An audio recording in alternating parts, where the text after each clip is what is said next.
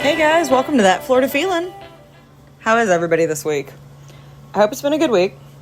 I'm really glad that most of you like thunderstorms, because if you were in Florida yesterday, you know you dealt with them. Hope everybody came out of those okay. It got a little rough here in North Florida for a little bit.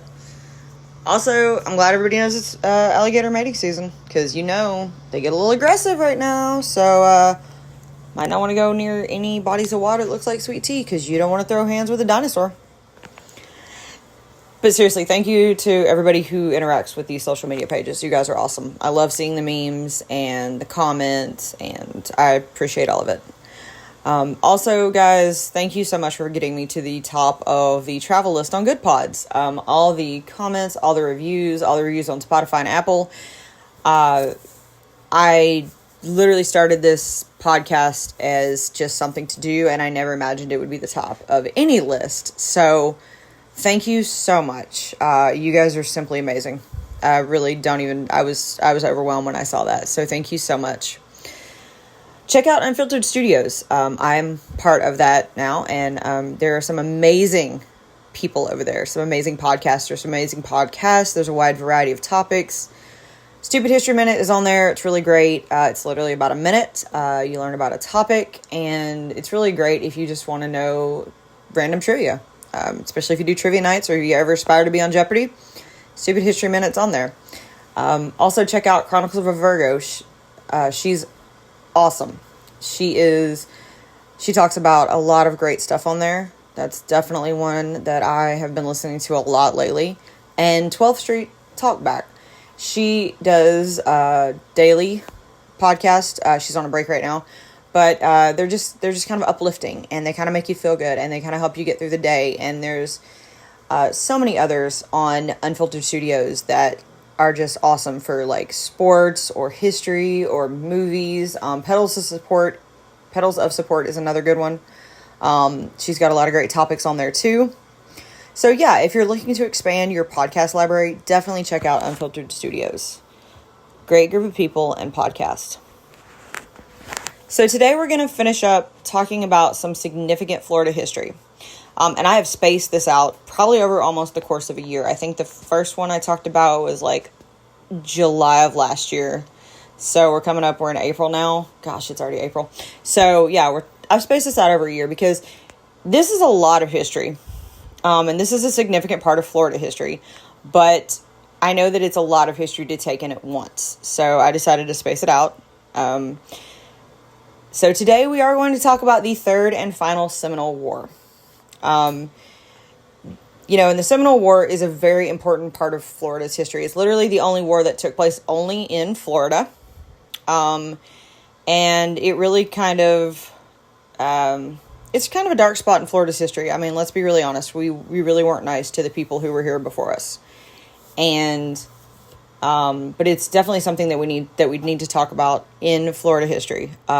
So today we are going to talk about the third and final Seminole War, and I will tell you where the Seminoles are today at the end of the podcast.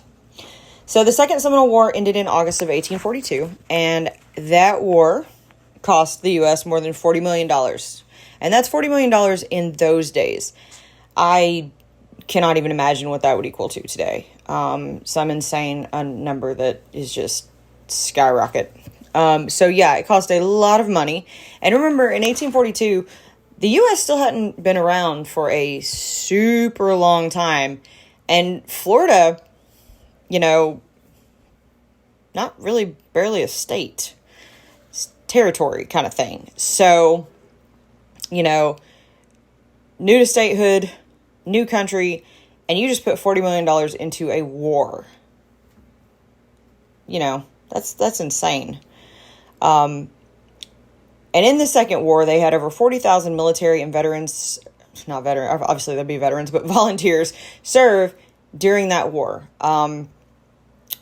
Now, the actual loss of lives in that war for the U.S. was about 300 that was killed in action and 55 volunteers. The loss of Indian lives during the war, though, was estimated to be around 1,500, but not from injuries. The loss of Indian lives during the Second Seminole War mainly came from disease. And that's has a lot to do with the fact that they had to move around a lot. They got run out of their villages, their crops, but also because they were interacting with people that they were not used to interacting with. Think of when the Spanish came in and would wipe out entire civilizations because they would bring diseases that people were not accustomed to. Same kind of concept. So the actual Seminoles killed in action during the war there's not a defined total, but they don't think that it was that many. However, other than many dying from disease, they also lost a lot of villages and a lot of homes. A lot of people were obviously uprooted during this war. This is probably the worst of the three. And there's another thing that they don't talk about during the Second Seminole War, but that's actually the large number of civilians that were actually killed during the war. They don't have an exact number, but it is said to be a really large number, like a significant number, because of all the raids that happened. I tried to find, I researched, and I tried to find a number. There's not even an estimate, but it was said to be a large number of white civilians that were killed during the Second Seminole War, and that is something that not a lot of people even talk about, which I didn't even think about that. I was kind of surprised to see that. So, Second War has ended. Peace, or a version of peace, has come to Florida. And the Indians that stayed in Florida are going to stay on their reservation as agreed. Now, groups of the men would go visit Tampa to trade, but never more than 10 at a time. They didn't want to look like they were going to start anything, and they didn't stay for long. They went back very quickly. They tried to remain peaceful, but honestly, the settlers were really the problem at this point. They kept trying to take the land around the reservation and kind of push the boundaries. So this actually forced President Polk to put up a 20-mile barrier ring around the reservation to keep squatters and homesteaders from moving in too close. He was really trying to keep the peace. He wanted a buffer zone to keep the peace for everybody. He enacted the U.S. Marshals to remove anybody from the buffer zone. And in this buffer zone, you could not claim land, buy land, hold land title. This was a no-go, U.S.-owned land. You are not allowed to be there. The Indians could go through it, but white people were in no way allowed to be in this area. And that was to keep the peace and to remain peaceful and to keep anything from being provoked, which honestly was probably very smart on his part. Now, the Indians could go to Tampa. They could also trade on Pine Island. But unfortunately, the Pine Island didn't last too long because the Indians eventually were told not to go there if they wanted to keep buying whiskey, which it was illegal to sell whiskey to Indians anyways. So, I have a feeling there's also like a little bit of trade war going on. So they could trade at Pine Island, but they didn't really. And the Pine Island store didn't actually last that long due to this impact. Now, the Florida authorities continued to press for the removal of Indians. They still saw them as a problem. But the Indians tried to keep their part. They tried to stay to themselves. They limited contact. They wanted to keep their part of the deal. They just wanted to stay on their land and be left alone. Captain John Sprague was placed in charge of Indian affairs in 1846 to oversee everything in Florida. But he kind of got off to a bad start. He got off to a bad start because the chiefs would not even meet with him. I can't say I blame them. They didn't trust the army, especially after the last two wars. They didn't trust the army because half the time when they would go to meet with the army, the chiefs would be seized under the flag of truce. And that's what happened to Osceola. They were under a flag of truce. They were just going to talk, and these people were taken prisoner. And so the Indians didn't trust him, and they didn't want to talk to him because they were afraid that they were just going to get taken in as well. He did finally meet with him in 1847, so about a year after he actually officially took the position. And that is only because he was investigating a raid on a farm. And when he did finally meet with them, he reported back that there was probably about 120 warriors in Florida, with 70 of those being Seminoles in Billy Bowleg's band, 30 Miccosukes in Sam Jones' band, 12 Creeks in Chipko's band, 4 Uchis, and 4 Choctaws. He also estimated to be about 100 women and 140 children on the reservation in Florida. He said that there was also a band of roaming outsiders living off the reservation that consisted of around 20 warriors from different tribes. there are always people out there who don't want to follow the rules and want to do their own thing. So, as they're trying to keep the peace in Florida, a lot of things are going on. They could still trade in Tampa or this Pine Island trading post, but unfortunately the Pine Island trading post actually burned down in 1848. Well, when it did, Thomas Kennedy and his partner John Darling were actually given the approval to build another post on what is now known as Payne's Creek, which is a tributary of the Peace River. Now, the new store was built and they could trade there. And it was actually a pretty popular trading spot. But it didn't last long either. The time they built it was a time when the band of outsiders were really roaming. They had actually raided a farm north of Fort Pierce, so think the Vero Beach area. And when they raided that farm in Vero Beach, Fort Pierce area, everybody from Fort Pierce up the coast fled to St. Augustine for protection. So basically they left everything abandoned for anybody to just take over. Well, these band of outsiders kept roaming, and they eventually found this trading post on Payne's Creek.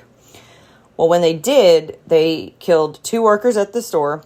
Captain Payne himself was killed. Another worker and his wife was actually wounded during the attack as they were trying to get children into hiding.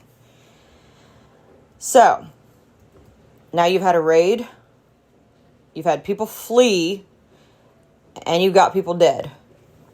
So now you got to do something about it. So the U.S. Army was not prepared. I mean, they were not prepared at all. They thought they had solved the problem in Florida. They were done. They didn't have men. They didn't have anybody in Florida. I mean, they had the bare minimum at Fort Brooks. So they were not ready to deal with anything. They were not able to engage them quickly. They were not able to move men quickly. They were just not ready. So the War Department immediately began to get things moving into Florida by placing Major General David E. Twiggs in command, and then calling up volunteers. Captain John Casey also helped get a meeting between Twiggs and several Indian leaders at the Charlotte Harbor.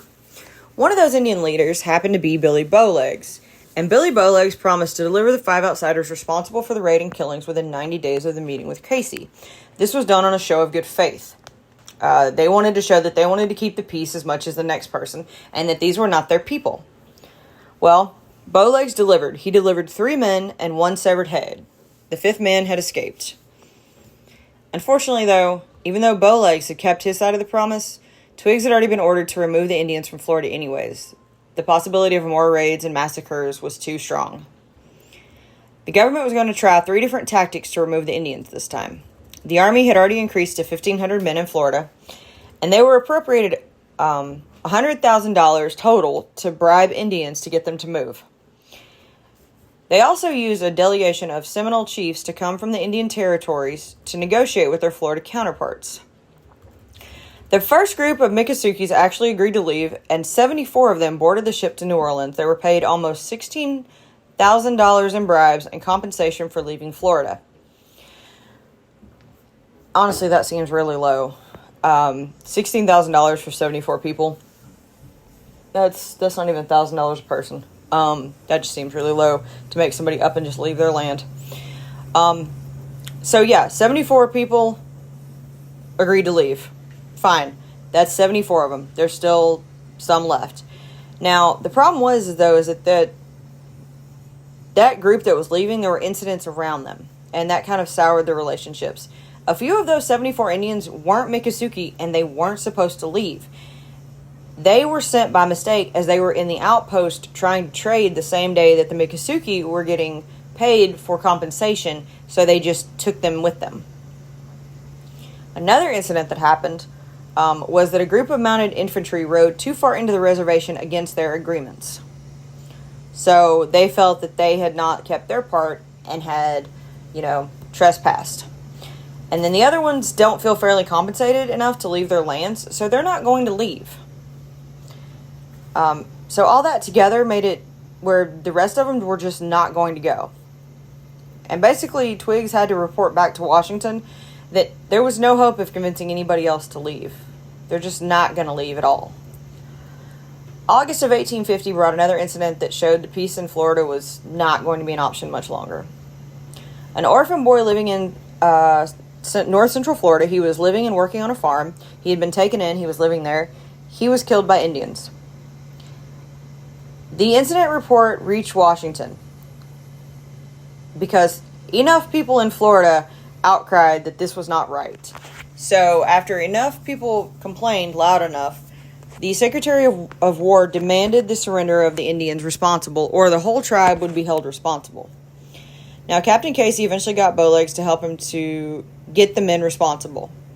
And of course, the men were from Chipko's band of outsiders. So Chipko became aware of this, and he surrendered 3 men as the possible killers when they showed up to trade in Fort Myers.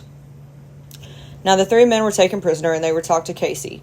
They claimed that they were not the killers, but instead men that Chipko didn't like, so he just turned them in. The 3 men that had actually killed the kid were still in the band. Now, these 3 men were eventually jailed in Tampa. They attempted to escape. They were caught. They were chained in their cells.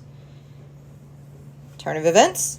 The men were found hanging from the bars in their cells.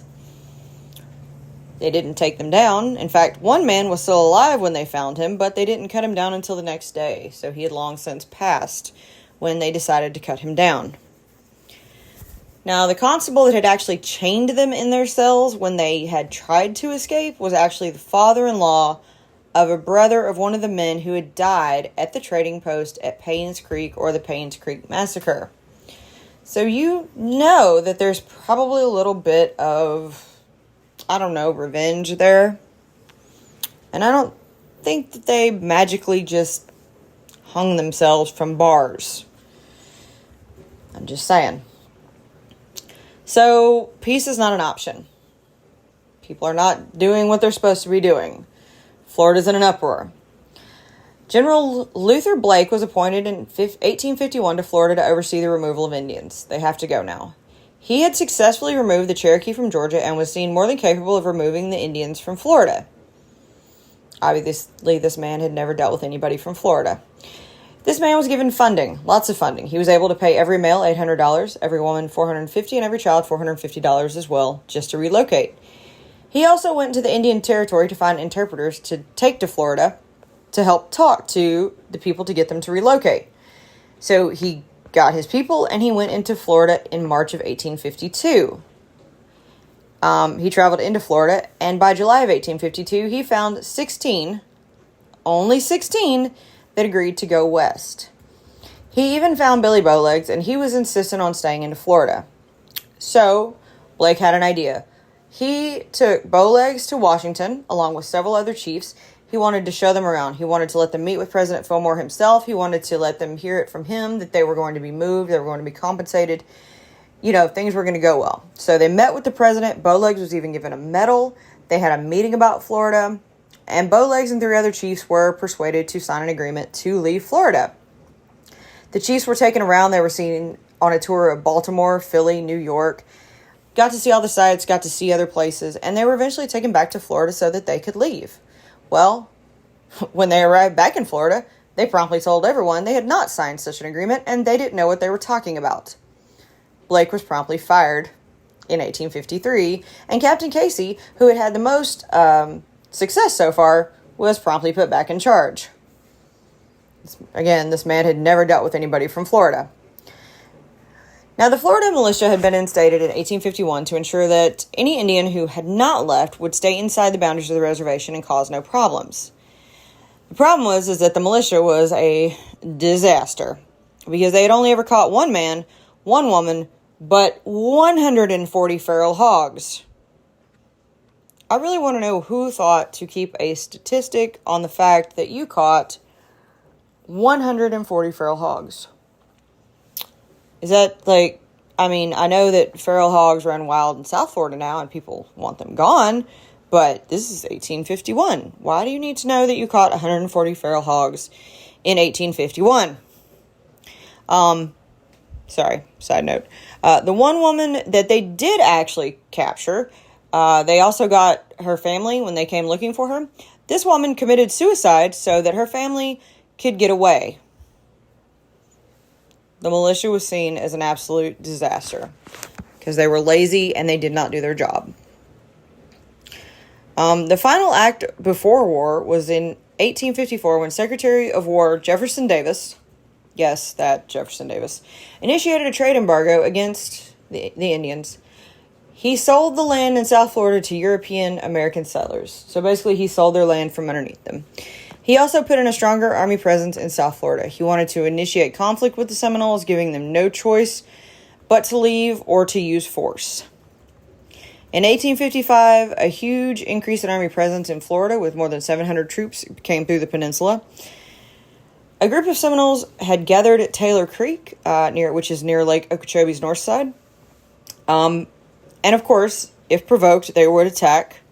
The group was actually divided about using force. Some warriors wanted to use it to create a war. Others were opposed to it. No war happened at this time. Basically, both sides just kept an eye on one another. But something did happen in 1855. On December 7th, 1855, Lieutenant George Hartsuff left Fort Myers with 10 men and 2 wagons to do patrols through the area. They found no Seminoles, but they did find 3 deserted villages. They were still on patrols 12 days later on December 19th, but decided to go back the next day. So they were going to load their things up on the early morning of December 20th when they were attacked by 40 Seminoles, led by Billy Bowlegs himself.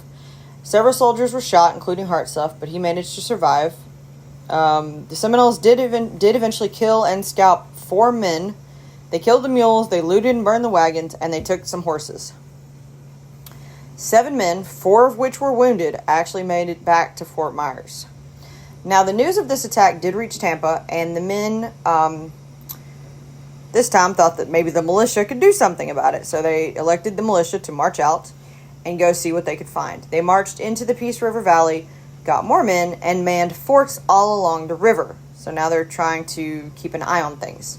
Governor James Brome, who was governor at the time, began to get volunteers together to help the army, and he was actually able to get 260 men that went straight under the control of the army. He got another 400 that he retained just under Florida's control to help with future battles.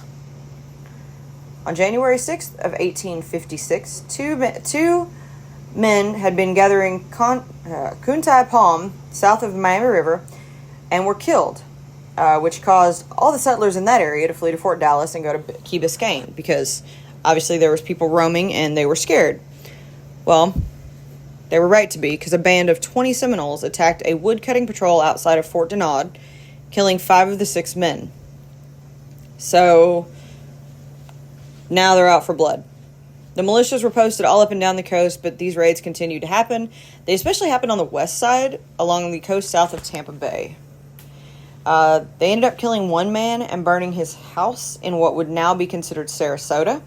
The Seminoles even tried to attack Braden Castle on March 31st of 1856, and that was the home of Dr. Joseph Braden. I actually talked about the Braden Castle in one of my episodes. It's actually a really interesting place. The castle was actually strong, and it was strong enough that they could not take it. They ended up getting 7 slaves and 3 mules from the Braden Castle, but they did not take the house, and nobody died.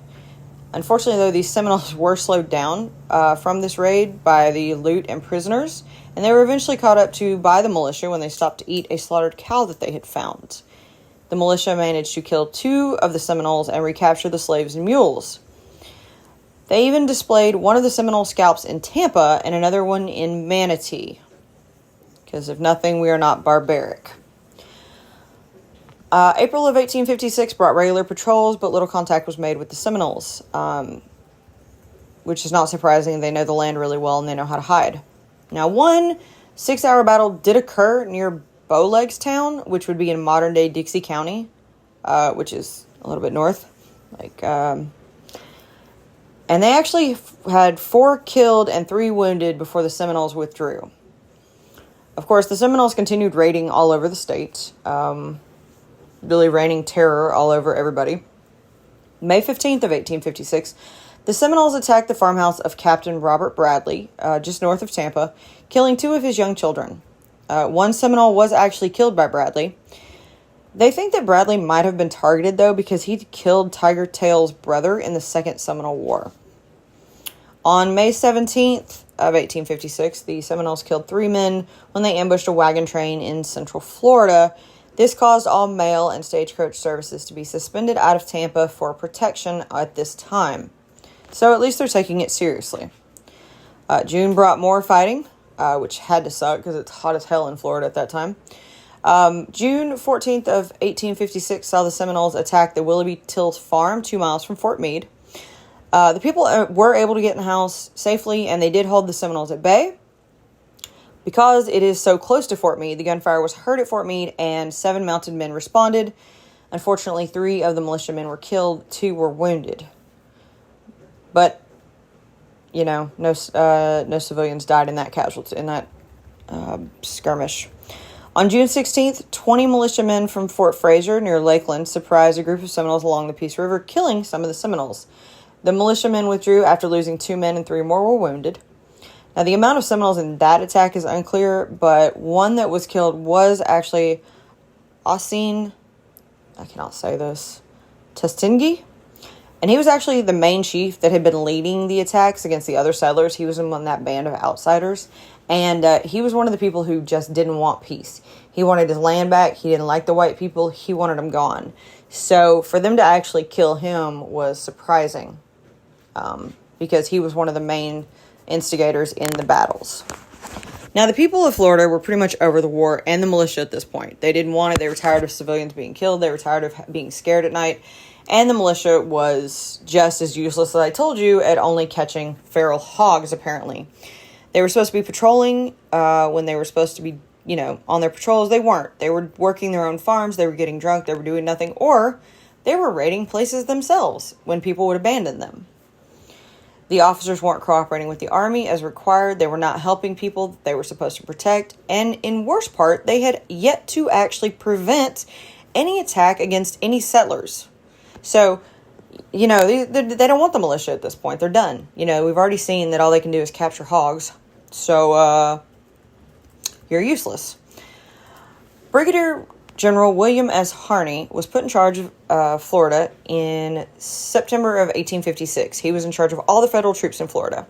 He had fought in the Second Seminole War and knew the area fairly well. He actually set up a system of forts in a line across Florida and moved deep into the Seminole territory.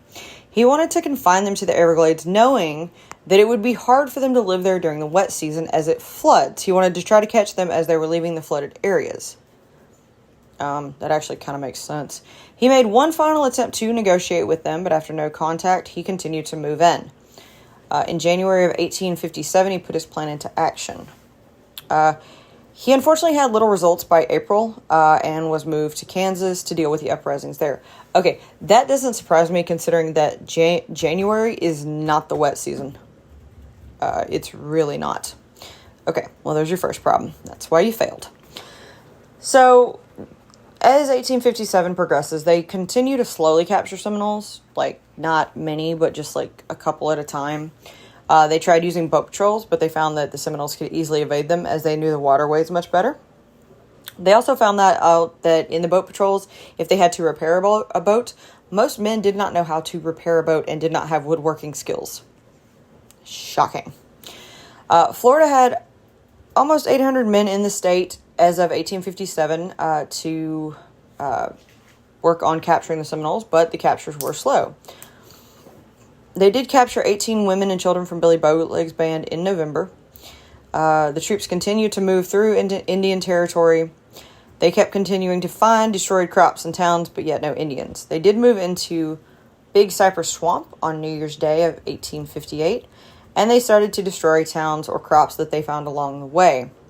They were still trying to contact Billy Bowlegs during this march. No one was able to find him.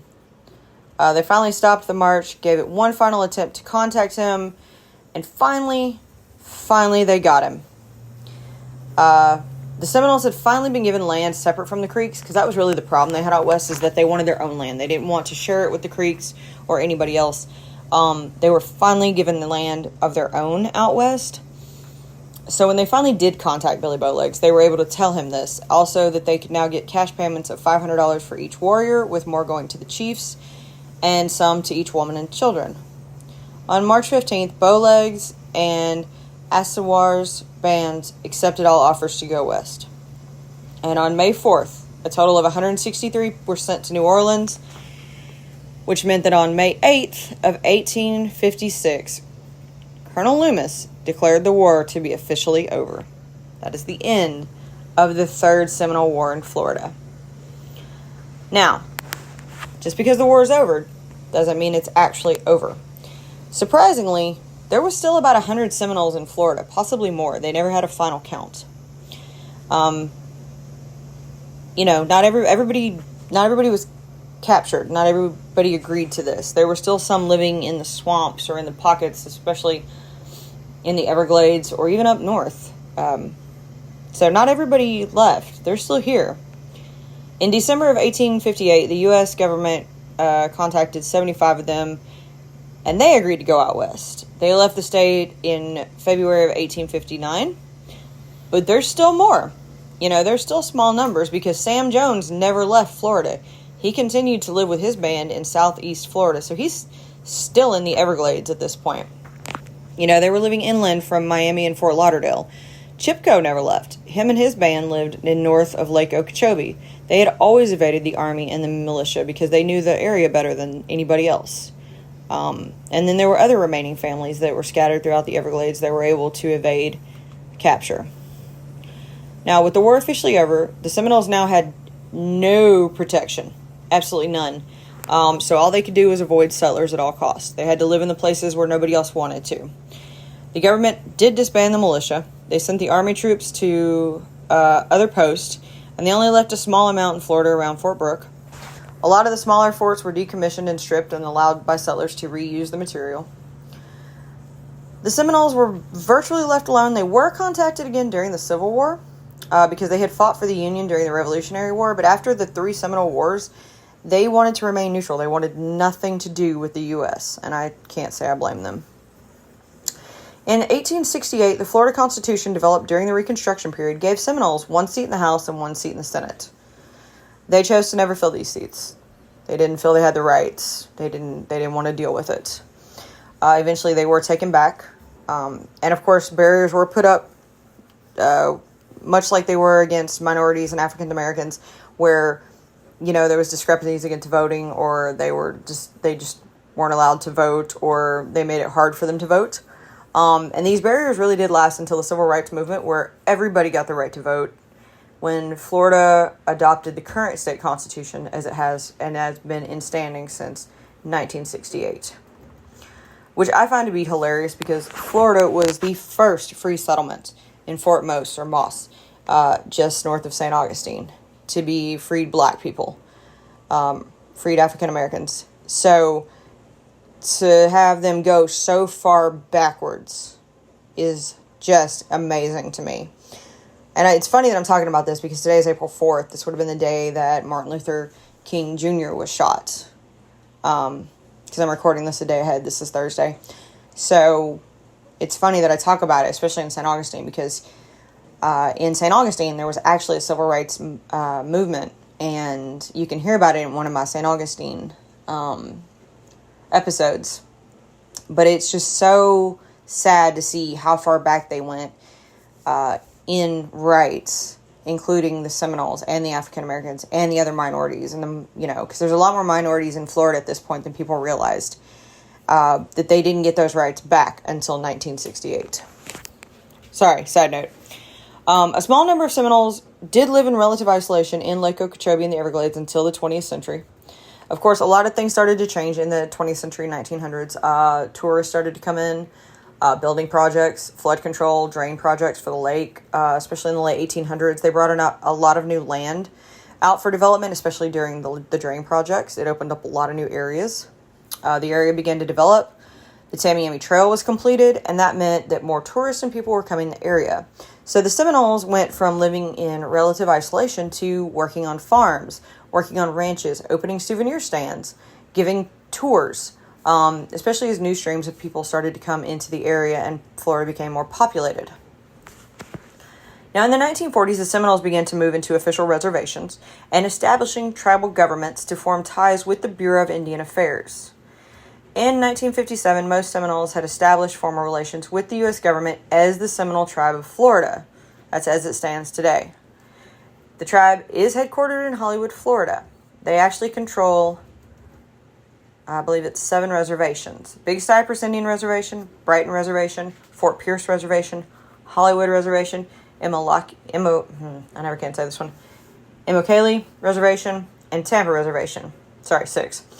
The Seminole tribe also owns the Hard Rock Cafe franchise, believe it or not. They bought it out for a large sum of money. They own 124 cafes, 4 hotels, 2 hotels and casinos, so like joints, 2 live concert venues, steaks and unbranded hotels yet to be named, and 6 actual casinos. A few of them right here in Florida. If you've ever been to Hollywood, you've seen the Guitar. If you've ever been to Tampa, you know there's one in Tampa.